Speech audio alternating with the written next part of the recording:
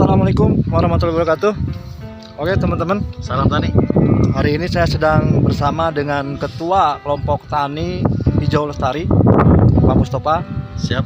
Hari Selamat ini sore. beliau akan membongkar rahasia sukses petani. Siap. Kita bongkar seperti apa rahasianya. Jangan ada lagi dusta di antara kita. Kita buka semua rahasia yang ada di pertanian ini. Ayo kita ikuti.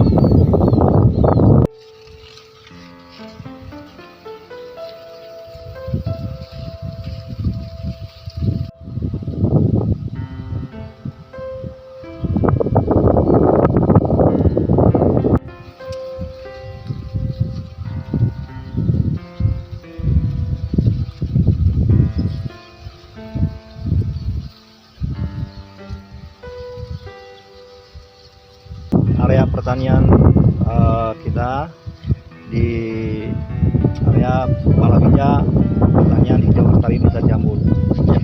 Nah ini Pak Mus, gimana Pak Mus? Gimana? Rahasia apa sih yang sebetulnya harus kita bongkar pada hari ini? Ya. Ini rahasia yang sangat rahasia, khusus buat teman-teman yang ingin sukses di dalam bertani. Yang pertama adalah ini, lihat contohnya Pak. Dikerjakan dengan sendiri Pak. Dikerjakan sendiri. Ya, jangan dikulikan dengan orang lain karena akan membutuhkan biaya yang sangat besar. Nah, dengan dikerjakan sendiri kita efisien. Itu yang pertama. Itu yang pertama. Yang kedua Pak. Yang kedua, di lahan sendiri Pak. Jadi kita nggak usah sewa lagi, gitu kan. Nah itu salah satu cara supaya kita menghemat biaya. Nah yang ketiga Pak, jangan lupa, gitu kan, gunakan pupuk hasil dari produksi sendiri. Jadi intinya rahasia ini adalah serba sendiri Pak. Gitu. Jadi itulah yang disebut dengan petani modern, petani mandiri. Gitu. Yang keempat Pak.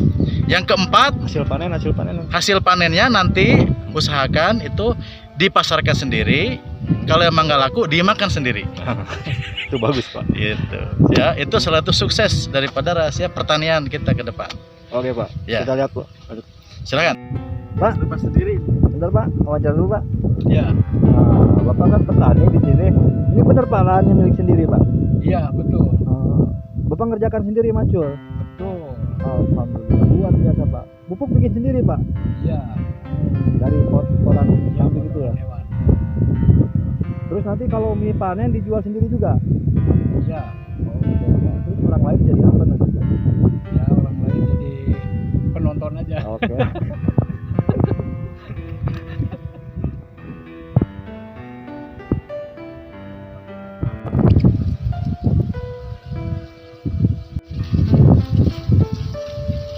Pertanyaan berikutnya Pak.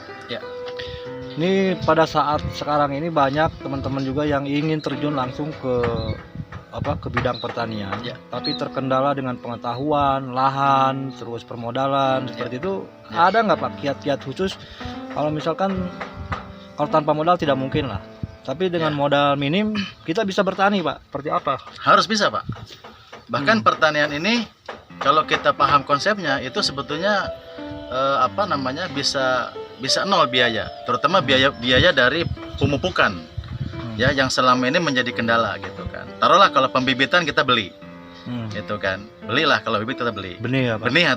Benih yang unggul terutamanya. Tapi kalau misalnya kita bisa menggunakan benih yang standar gitu kan, yang biasa lah gitu ya. Itu saya kira nggak usah beli. Cukup main ke pasar induk gitu kan. Kalau kita ingin cabai gitu kan, tinggal mengutin benih-benih cabai yang ada gitu kan. Kalau kita mau nanam pepaya misalnya, itu kan banyak Pak sisa-sisa buah-buah pepaya itu kan bisa kita ambil. Nah kemudian kita tanya kepada ahlinya di bidang bagaimana cara membuat benih yang bagus gitu. Itu gampang gitu kan. Nah, di Poktan Lestari ini kita bisa ajarkan lah itu. Termasuk pembuatan pupuk ya, dengan informasi yang serba ada di YouTube gitu kan. Itu bisa kita membantu. gunakan, Bisa sangat membantu. Apalagi dengan konsep pupuk cair organik gitu kan. Itu kan bisa memanfaatkan limbah organik gitu Pak. Bisa limbah organik. Itu nggak pakai biaya tinggi itu. Terus satu hal lagi Pak, Ya. untuk persoalan pupuk ini, ya, ada yang bilang pupuk mahal dan sebagainya. Terus ada juga pupuk-pupuk yang abal-abal gitu Pak. Ya.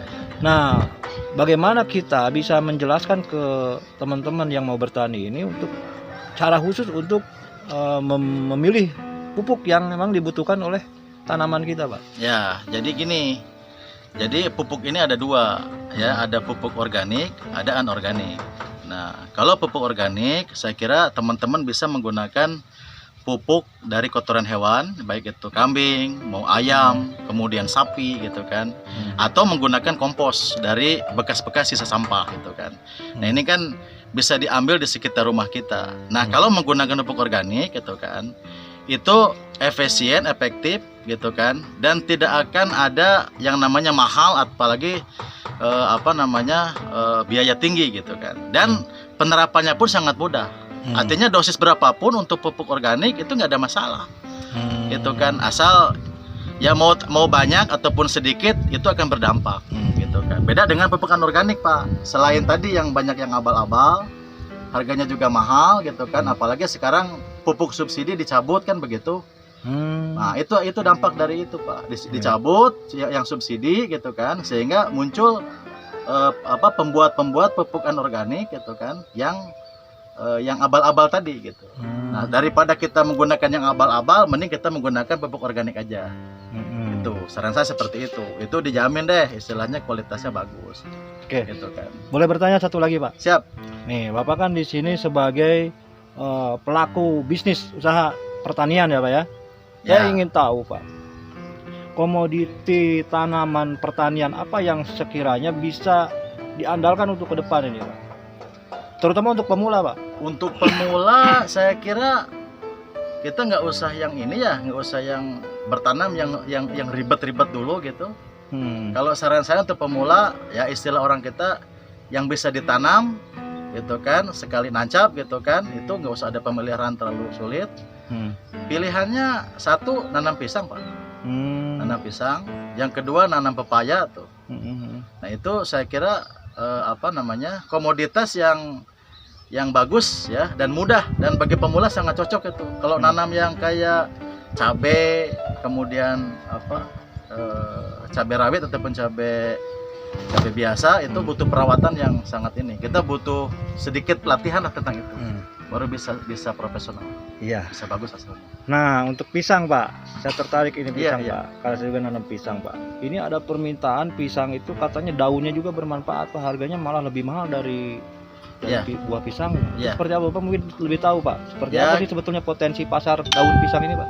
Ya, jadi khusus banget untuk daun pisang, betul. Tadi kata Pak Diki, pisang itu malah tidak hanya pisangnya ya, satu daunnya juga memberikan memiliki potensi pasar yang luar biasa gitu kan. Terutama untuk masakan Padang, itu semua menggunakan daun pisang, Pak. Terutama pisang batu ya, gitu kan.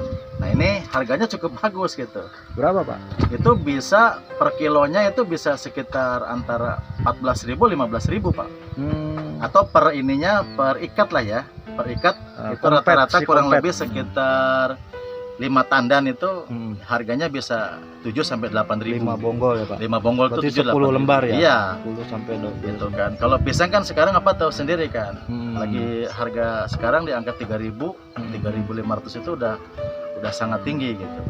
Oke, Pak. Siap. Ini waktunya cukup Oke. menyita, Pak. Ya. Kasihan yang nonton, kuotanya nanti habis. Jangan di-subscribe dulu, ambil manfaatnya dulu. Ya. Nanti kalau sudah terasa manfaatnya, boleh subscribe. Ya. Jangan tergesa-gesa. Oke, terima kasih. Terima kasih. Assalamualaikum Sampai warahmatullahi wabarakatuh. Hidup petani Indonesia. Hidup petani Indonesia, jaya.